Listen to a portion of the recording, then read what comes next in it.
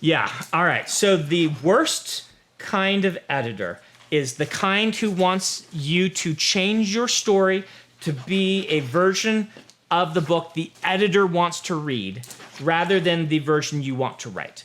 Most editors are able to align those two things. They want to make a better version of the book you wanted to write so that people will enjoy reading it more. That is the goal, and that's the perfect spot for an editor.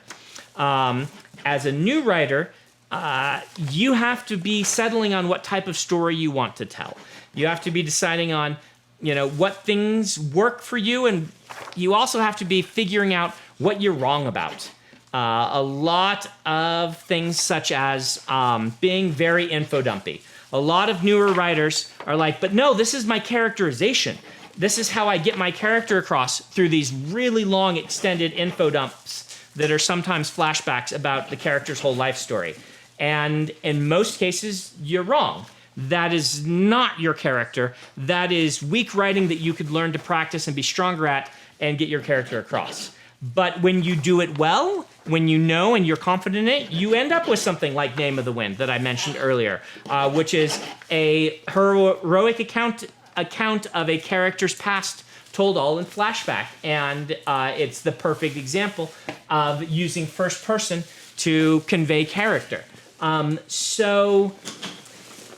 Yeah, watch out for editors that you feel want to make your book into something the way they would write it, rather than trying to help you write it the way you would write it better.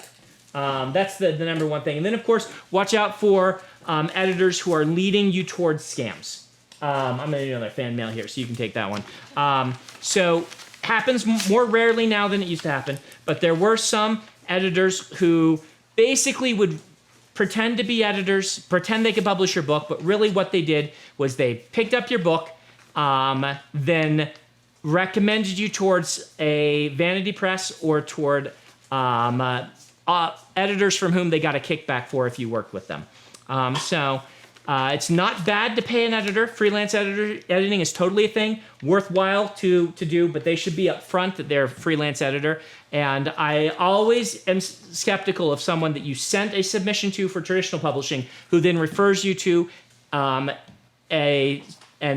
independent editor and things like that. So those are things to watch out for.